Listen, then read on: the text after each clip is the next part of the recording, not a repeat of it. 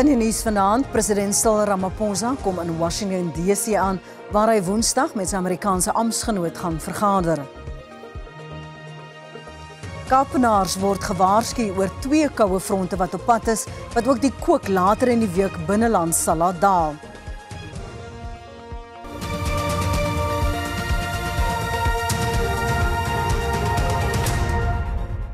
Goeienaand en baie welkom by die Afrikaanse nuus. President Cyril Ramaphosa en sy gevolg het in Washington aangekom vir bilaterale gesprekke met sy Amerikaanse amptgenoot Donald Trump, wat Woensdag in Washington DC plaasvind. Die besoek is daarop gemik om die strategiese verhouding tussen Pretoria en Washington DC te herstel. Sake vir bespreking op die agenda is handel, beleggings en geopolitiese sake. Die volksmoordbeweringe wat Trump gemaak het, ondanks die Suid-Afrikaanse owerhede se ontkenning daarvan, sal ook na verwagting bespreek word. We've always maintained the principle that political challenges are best resolved through dialogue. So the fact that we have a platform on Wednesday for President Ramaphosa and President Trump to sit in the same room, across the table, and discuss issues is a positive step, because this is an important relationship between the US and South Africa. Cyril Ramaphosa's views are well-informed and well-grounded, and he is a man of enormous substance. Donald Trump doesn't read anything. He is very racist in his approach right now, but he primarily wants to stay out of jail and make money, and out of the presidency.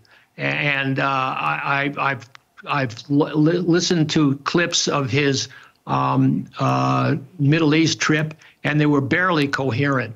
You cannot reason with this man. He issued an executive order on February 7th that was totally ignorant of the realities here in South Africa, but it served his purpose for advancing the racist agenda that he has for America, which is to make America great again for white male Christians, but also to take care of himself. Die organisasie Wines of South Africa, die uitvoerbemarkingsraad vir die wynbedryf internasionaal, sê positiewe samesprekings met die FSA is belangrik. Sê dat die aankondiging deur Trump dat 'n 30% heffing op invoere uit Suid-Afrika insluitend wyn in werking is, was die bedryf op die agtervoet. Amerika is 'n belangrike uitvoermark vir Suid-Afrikaanse wyn met 'n waarde van nagenoeg R660 miljoen. Voorheen het wynuitvoer na Amerika geen heffing gehad nie, as deel van die Afrika Groei en Geleentheid of AGOA. Wynbou is 'n belangrike bedryf wat werksgeleenthede aan nagenoeg 270.000 mense in die Weskaap bied. Trump het eers aangekondig dat 'n 30% heffing van krag is en AGOA nie langer in plek is nie. Groot bestellings vanuit Amerika is gekanselleer. Nie lank daarna nie is die heffing vir 90 dae opgeskort en 10% tariefkostes is aangekondig. Toe die 90 dae op 10% ingekom het, was daar definitief 'n groot sug van verligting. Dit het beteken dit gee vir ons uitvoerders 'n bietjie van 'n geleentheid om soveel as moontlik wyn uit te kry voor daardie sperdatum en te verseker dat dit land in Amerika om daai 10% heffing van gebruik te maak, veral in lig van die feit dat daarmee was ons op 'n gelyke voet tesame met ander uitvoerders uit die ander lande. So die gesprekke wat Woensdag gaan plaasvind is regtig van alle belang vir ons as bedryf. Die Amerikaanse mark is die 4de grootste van Suid-Afrika se uitvoere. Indien heffings op 10% bly na Woensdag se vergadering, sal Suid-Afrikaanse wynuitvoerders op dieselfde voet wees as ander reg oor die wêreld, maar 'n 30% heffing sal 'n groot impak hê. Om 'n uitvoermark te vestig en in stand te hou neem 'n lang tyd, veral in lande soos Amerika wat selfgehalte wyn verbou. Dis 'n baie moeilike mark om in te kom in die eerste plek. jy moet baie hard werk as 'n uitvoerder om verhoudings te bou en te kweek en te groei in daardie mark. Indien hierdie verhoudings op hierdie stadium verbreek word, al is president Trump net in die Withuis vir 'n periode van ongeveer 4 jaar, kan dit regtig baie moeilik wees om weer die touwtjies op te tel en daardie verhoudings te hergenereer. So dit is nie 'n ideale situasie vir ons bedryf op hierdie stadium nie. Die Wes-Kaap dra meer as die helfte by tot alle landbouuitvoere uit Suid-Afrika. AGOA is daar gestel om ekonomiese verhoudings tussen die VSA en ekonomieë in Sub-Sahara Afrika te verbeter. Terwyl van 'n plan B, om die AGOA-ooreenkoms sou hy nie word aan te spreek, is 'n bilaterale ooreenkoms met Amerika 'n besliste oplossing wat ek glo op die tafel is en wat ooreengekom kan word. En dan ook die ontginning van nuwe markte. Ek dink ons moet voortdurend bly om nuwe markte te ontgin vir ons landbouprodukte se uitvoere. Op hierdie stadium is ons 'n netto-uitvoerder van produkte. Wines of South Africa sê, ongeag die onsekerheid, is Suid-Afrikaanse landbouers veerkragtig met van die beste wyne ter wêreld, wat die land hopelik in die toekoms tot voordeel sal strek. Mariska Botha, SAIK nuus, Kaapstad. Terwyl die nasionale tesourie die finale afronding aan die nasionale begroting vir Woensdag werk, het die EFF beloof om 'n besnoeiingsbegroting teen te staan. Die EFF-leier, Julius Malema, het die opmerkings gemaak by die party se BTW-oorwinningsoptog in Pretoria. Die politieke party beweer dat sy regsaksie gelei het tot die verwerping van die voorstel om belasting op toegevoegde waarde te verhoog. Die DA en EFF het die voorgestelde BTW-verhoging verlede maand in die Wes-Kaapse Hooggeregshof betwis, waarna die hof ten gunste van die partye beslis het. Die EFF sê hy verwag 'n begroting wat armes sal bevoordeel. We want more money given to the poor of the poorest. There is money. That's why during COVID, they went to fetch money and they were eating it alone because we have never seen it. So we want them to put more money. We want them to grow the economy and create employment. Die party eis onder meer in sy griefskrif aan die nasionale tesourie 'n einde aan wat hy noem die beleidskaping van die staat deur internasionale finansiële instellings soos die Internasionale Monetaire Fonds en die Wêreldbank. These demands are non-negotiable. They represent the minimum conditions for a people's budget and a sovereign developmental state. We demand 1. Transformation of the leadership, senior management, and strategic functions of National Treasury. 2. Reverse budget cuts and increase funding to the public health system, basic education, policing and military infrastructure. Malema sê Ramaphosa se besoek aan die VSA gaan vrugteloos wees. Intussen sê die tesourie, hy sal binne 30 dae op die EFF se griefskrif reageer. President Donald Trump van Amerika het kort gelede 'n 2 uur lange telefoongesprek met sy Russiese amptgenoot Vladimir Putin oor die oorlog in Oekraïne afgesluit. Is nog nie bekend wat tydens die lang gesprek bespreek is nie, maar volgens Putin was dit 'n openlike en insiggewende bespreking. Hy sê hy en Trump het saamgestem dat 'n vreedsame oplossing vir die oorlog in Oekraïne nodig is. Volgens Putin moet daar egter nog bepaal word wat die doeltreffendste maniere is om die vrede te bereik. Trump het voor die gesprek aangedui dat die gesprek sal fokus op die beëindiging van wat hy genoem het die bloedbad in Oekraïne. Kort voor sy gesprek met Putin het Trump ook 'n kort telefoongesprek met die president van Oekraïne, Volodymyr Zelensky, gevoer. Zelensky het nog geen inligting verskaf oor die inhoud van die gesprek nie. Volgens die jongste berigte sal Trump later vandag weer met Zelensky en NAVO-leiers praat oor sy gesprek met Putin. Intussen het die Trump se adjunk J.D. Vance gedreig dat Amerika kan wegstap van die vredesproses as 'n ooreenkoms nie gou bereik word oor wat hy bestempel het as nie die VSA se oorlog nie. Israel sê hy het 5 VN-vragmotors met humanitêre hulp, insluitend babakos, in die Gaza-strook toegelaat na 'n blokkade van amper 3 maande. 'n Volskaalse hongersnood het in die oorloggetuisterde Gaza gedreig. Dis die eerste keer in 3 maande dat kos en ander noodsaaklikhede in die gebied ingebring kan word, nadat Israel in Maart 'n verbod daarop geplaas het. Die aankondiging liewer het gevolg kort nadat Israel met 'n uitgebreide grondoffensief begin het, waarin minstens 20 Palestynë oornag dood is.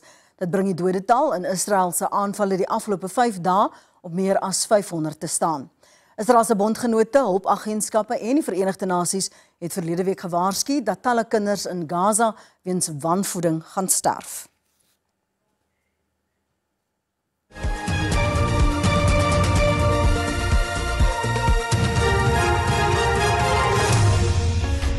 Twee mense is vanoggend dood en verskeie beseer tydens 'n protesoptrede by die Diepkloof Hostel in Soweto. Inwoners sê die snelweë en die Chris Hani Hoofweg met brandende bande en klippe versper wat tot grootskaalse verkeersophopings gelei het. Hulle betoog oor gebrekkige behuising en swak higiëne. Die betoging het in chaos ontaard toe 'n blikkiesvis afleweringstrok by die hostel ingery het. Dit is met klippe bestook, waarna die bestuurder beheer oor die voertuig verloor en in 'n kragmas vasgery het. Die betogers beskuldig die bestuurder van die 2 persone se dood. Die polisie ondersoek 'n saak van openbare geweld. Die Hooggeregshof in Johannesburg het uitspraak voorbou in die saak waarin die MK-party aansoek doen om verlof tot appel teen die hof se uitspraak oor die SAIK se gebruik van die term regering van nasionale eenheid. Die MK-party se regsverteenwoordiger, advokaat Dali Mpofu, dring daarop aan dat die SAIK die publiek se reg op vryheid van uitdrukking daarmee geskend het, soos vervat in artikel 16 van die Grondwet. Volgens regter Denise Fischer vra die party in beginsel dat die hof in die saak bemiddel, wat nie sy rol is nie. Die hof het in Januarie die party se saak teen die openbare uitsaaier ten syde gestel.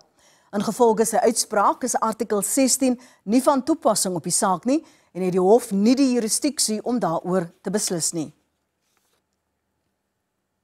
Altesaam 102 aasvoëls is dood weens vermoedelike vergiftiging by Lionsspruit liewer naby Maloth Park in Mpumalanga. Die karkasse van 92 witrug aasvoëls, 9 kappies aasvoëls en 1 witkop aasvoël is gister by 'n wildreservaat naby die Kruger Wildtuin gevind. Dis die 3de massa-vergiftiging van die kritiek bedreigde spesies die maand. Monsters is geneem om die gif te identifiseer.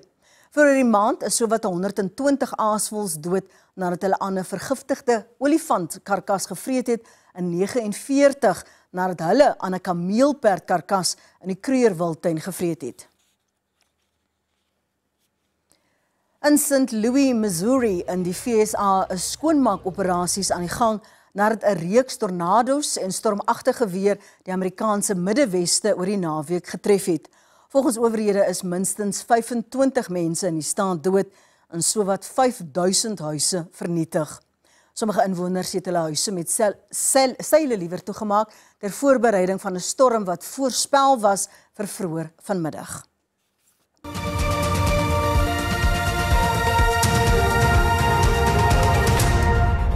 Ons gaan voort met ons bulletin. Die Weskaapse rampbestuur-amptenare het 'n beroep op die publiek gedoen om ag te slaan op noordwaarskuwings soos die provinsie gereed maak vir 'n reeks koue fronte wat oor die volgende paar dae oor die provinsie inbeweeg.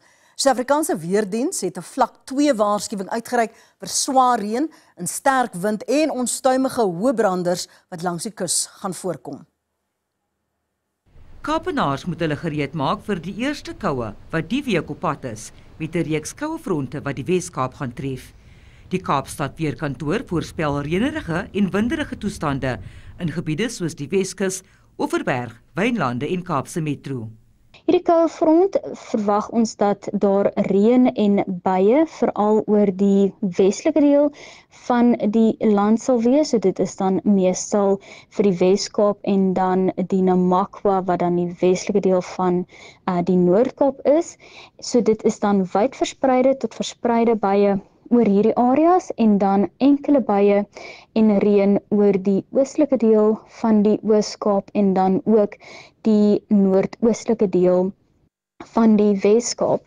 Die eerste sneeu vir die winter word ook in bergagtige en hoogliggende gebiede in die provinsie verwag. Dit is 'n baie hoë moontlikheid dat dit gaan gebeur. Die impak is nie baie hoog soos wat voorspel is nie.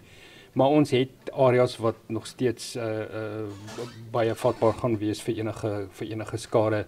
Ons dink aan die informele eise, ons dink aan die berge en spesifiek areas op die Weskus waar ons verlede jaar baie oorstromings gehad het.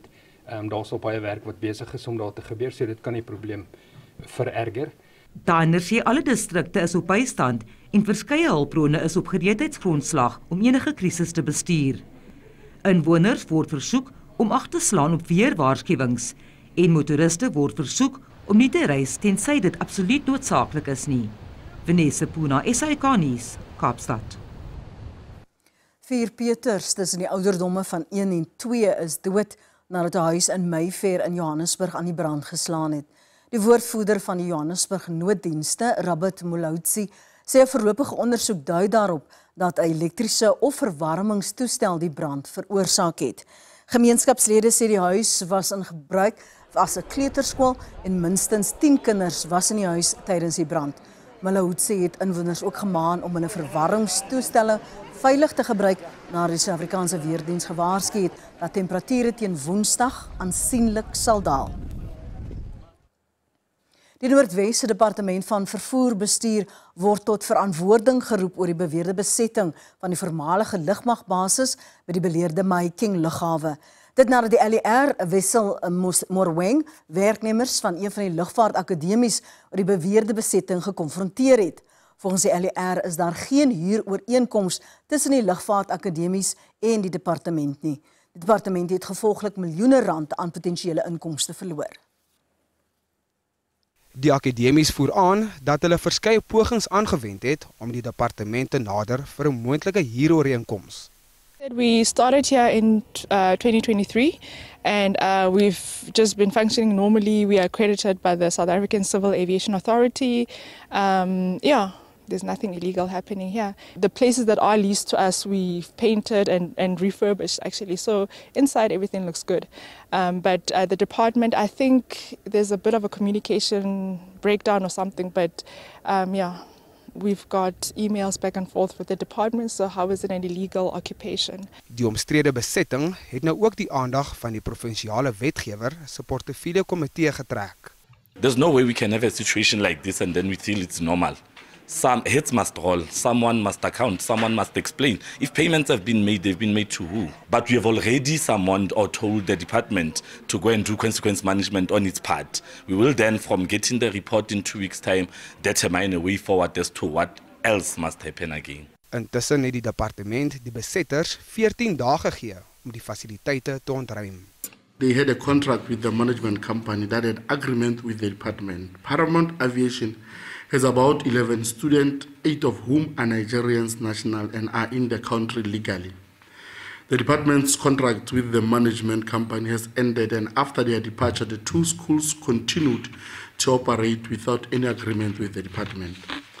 The department has written to the 2 academies on several occasions and gave them a grace period to leave, but did not do so.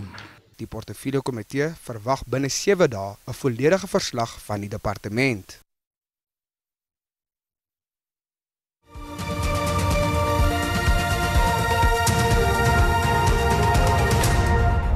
En nou vir die markaanwysers so kort gelede om 8 uur.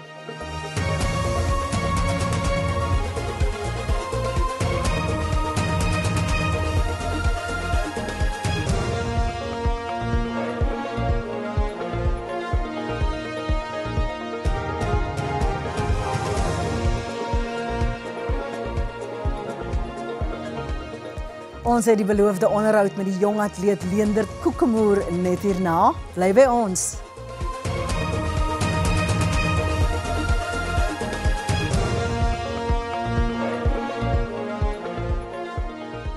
En dis waar die Afrikaanse redaksie met groet. Dankie vir die saamkyk. Tot môre aand. Mooi bly.